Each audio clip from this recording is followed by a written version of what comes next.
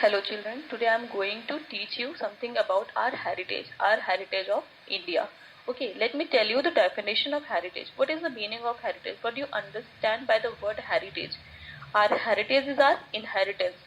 What the past has considered to us, what we value in the present, and what we choose to preserve for future generation is known as heritage. And what heritage comprises of? It is comprises of non-material and material heritage.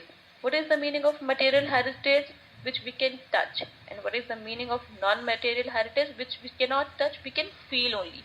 So, in material heritage, we can conclude historical sites, buildings, monuments, objects in museums, artworks, etc. And what we can conclude in non-material, that is norms, rules, beliefs which we are following nowadays. Okay, just have a look on the picture.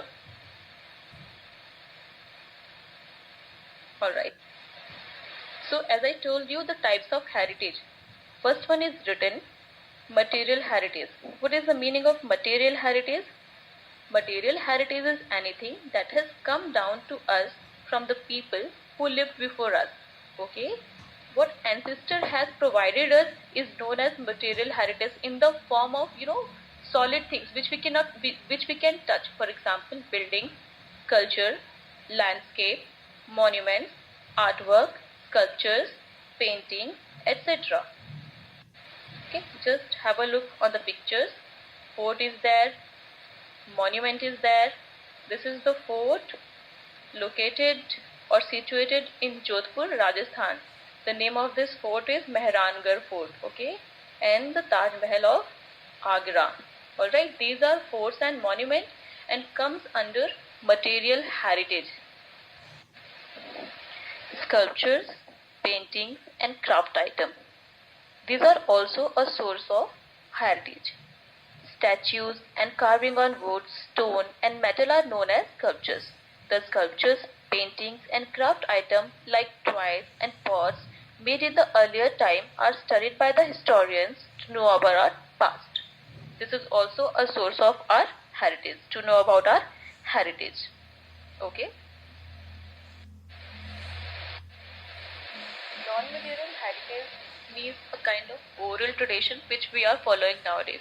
Since early times, many stories have been told and retold to us by our parents and grandparents. As very few books were available during those times, students would memorize what they were taught and pass this knowledge to the next generation orally. Folk singers, storytellers, puppeteers passed on the stories of Purana for Vedas, the Panchatantra and the Jatak tales orally for ages before they were written down. The Purana and Vedas are the religious book of the Hindu. Jatak tales are the stories from the previous life of Buddha, and Panchatantra is an interesting collection of stories written by a sage, Vishnu Sharma, to give moral education to three princes. Many storytellers have also passed the Ramayana and Mahabharata orally since many centuries. Non-material heritage is just the culture, including beliefs, rules, norms, moral languages, whatever we are following nowadays. Various tradition, dance, and music form is also heritage for us. India is well known for its traditional craft and cloth making. The craftsmen living in the villages of India have been passing on their skills orally from generation to generation. They are skilled in various crafts like weaving, pottery, shawl making, carpet making, printing, sculpting, and making wooden and brass items. Clothes and crafts are also source of our heritage. Books and inscriptions or words written on hard surface like metal and rock form an important part of our material heritage. They tell us about the life, thoughts and ideas of the kings and common people who lived during the time these were written. In the olden times, books were mostly written by hand on palm leaves. Our forefathers have preserved these books with great care for hundreds of years. These are the source of heritage, from where we get to know about our heritage. Let us know about ancient system of medicine. Ancient Indians developed a system of medicine and healthy lifestyle which is known as Ayurveda.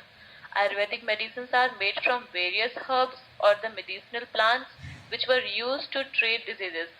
Ayurveda is widely practiced in modern India and is steadily gaining popularity in the other parts of the world.